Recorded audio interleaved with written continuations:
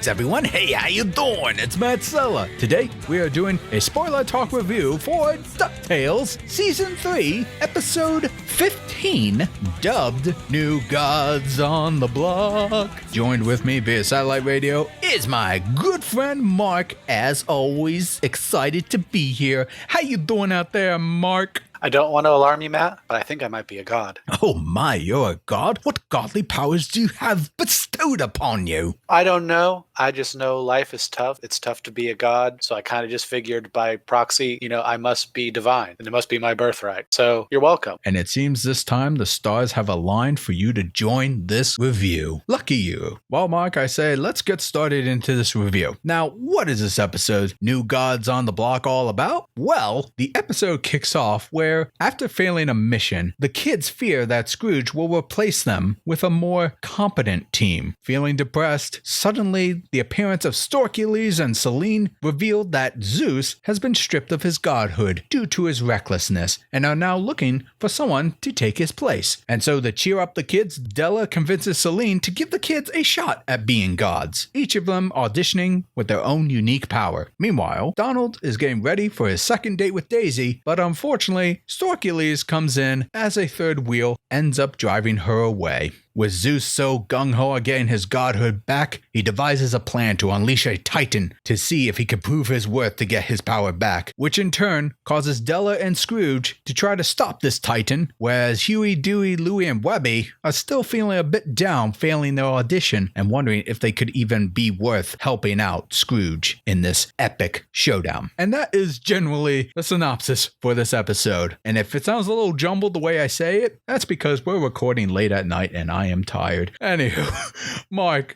why don't you let the fine folks know what were your takeaways from this episode? What worked for you? What didn't work for you? Well, Matt, I'm glad you asked. I'd have to say, for me personally, I think this structurally was, at least by comparison, the superior of the two episodes if we compare it to last week's. There was a lot going on, yes, but I never felt like it would benefit from being double episode so much as it just maybe could have been refined a little more in some areas.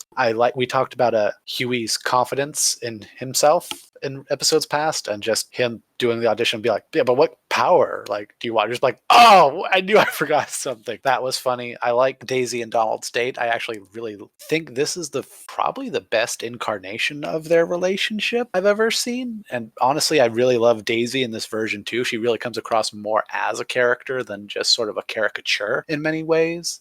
Zeus is still funny. I forget he was voiced by Michael Chiklis, right? That is correct. That is the voice of Zeus. I completely forget that every time, but he does crack me up actually as Zeus. It's really funny just imagining the thing, as Zeus. But more than just Zeus, of course, you did mention we get a Titan who, if I had to describe, kind of looks like a cross between like the Earth Titan and the Ice Titan from Hercules, maybe mixed with Groot. If that makes any sense for any of you out there who haven't seen the episode yet, but if you haven't, I don't really know why you're watching a review. This is a spoiler review. We're talking about the episode. But yeah, no, I thought the Titan design was fun and very interesting. I like Hades. I like Hades on a good day, but I don't know. I thought this incarnation we see in this episode was actually really funny. And you were, other members of the Greek pantheon were sort of name dropped and mentioned, and we're both kind of hoping that we actually kind of see more of them as well as Hades, right, Matt? Yeah, I don't know. I mean, I've seen quite a few incarnations of Hades. Obviously, we're probably most familiar with Disney Hercules Hades. I am also familiar with Santa Monica's God of War series of Hades.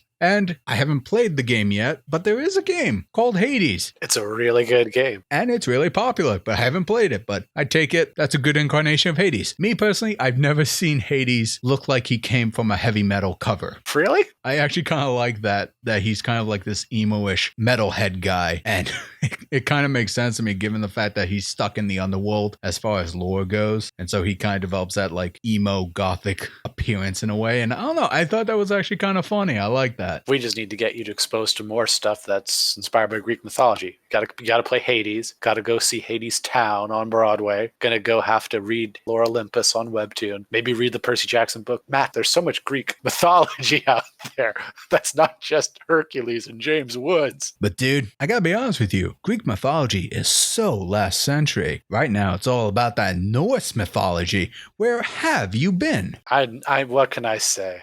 I'm stuck in the 90s. Digging those classics. But back to the episode, I guess. Yeah, no, I think, just to reiterate, I just really like this version of Daisy. It's great having Tris McNeil still voicing her in this reboot. And just watching her face down a Titan, just ready to beat the crap out of it. It's the most Daisy thing I could think of. I 100% agree with you on the assessment of Daisy. Like I blatantly admit, I don't know much about Daisy or her previous incarnations outside of maybe like the Mickey Mouse shorts, or more accurately, the Donald Duck shorts. But I really do like how grounded Daisy Duck is in this universe. Like, she's not a character trope. She's an actual character going through her own internal struggles and pursuit of happiness. Like, I remember one of my favorite parts, and it's a very short part, is when after her date went south and she just got in the car and left. When she's on the road, she's arguing with herself saying like, you know what, I don't want to find myself in that kind of relationship where I got to clean up after Donald. But then she counters herself saying like, but I get to be myself and not have to worry about it with him. Like, I can be myself and we're both comfortable with it. And I like that eternal struggle. I really feel like that humanized her in a sense. So yeah, I mean, I agree with you, Mark. I feel like this is a more compelling character. Even if it's very simple, it's relatable. As far as my other opinions on this episode, generally speaking, I did enjoy it. I actually liked it a little bit better than the last episode. But what's funny about the last episode is ever since we kind of explored some of the character traits of Huey, Dewey, and Louie, well, less on Louie, with Dewey, the whole fact that he can really get through anything purely because of his confidence actually made his audition of being a god funnier. But as far as the other auditions go, if we kind of jumping into this topic, Mark, is I felt like some of them were a little too quick, especially Huey's with the whole like hindsight ability. It was a funny route, and I expected it to go that way. Like the whole fact that he was trying to save this one couple's relationship only to accelerate it outside of his intentions. And the fact that he told this kid, saying like, you're going to become the chess master and no one's ever going to want to play you ever again. I was like, man, that's me when I was trying to be the best at Smash Brothers back in grade school. So it had fun little moments there, but the whole situation itself was very brief. I feel like Webby's probably had the longest audition duration, however you want to word that. And I kind of liked that she got really power hungry there. And I want to say that's in line of her character. I think so. But overall, I like the idea of the audition. I like the fact that Zeus was so gung-ho and trying to get his godhood back, but no one really saw him as a serious threat or that he can like cause things to like go awry. Like I remember I don't remember who exactly failed their audition, but Della was consoling her child and Selena was like putting down notes or whatever. And Zeus tries to sneak away from the crowd, but they still notice him, but then they go back to what they were doing. Like, I feel like this episode had subtle little jabs and jokes in there that I actually thought were kind of clever. But the only criticism that I could have, aside from like generally enjoying this episode, the whole arc of trying to prove their worth to Scrooge, to finally having that resolve at the end with the Titan, I like that. However, what initiated that conflict of Scrooge failing the mission and then going into the whole, oh, you know what? Maybe I got to create a new team for this mission exactly. I'm going to replace them with other people. I felt like that was a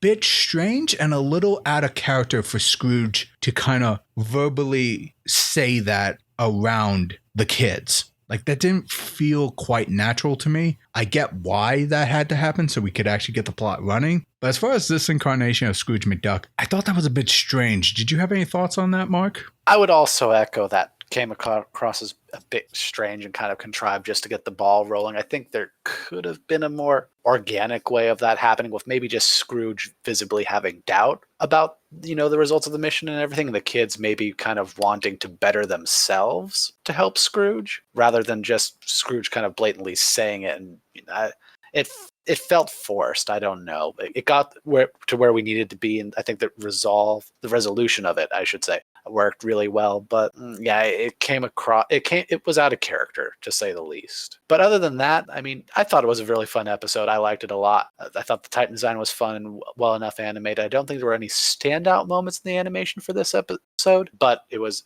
well done all around, and it was actually kind of nice just having. I was surprised how much I liked having Storkules back. So, I mean, win-win. For sure, dude. Well, you heard our opinion, but now we want to hear yours. Let us know in the comment section below, what did you think of this episode of DuckTales Season 3, Episode 15, New Gods on the Block? Did you like it? Did you not like it? Share your thoughts.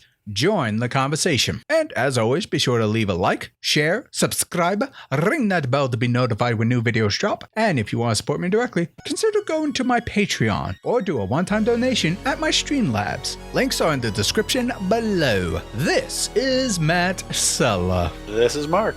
Thanking you all for tuning in.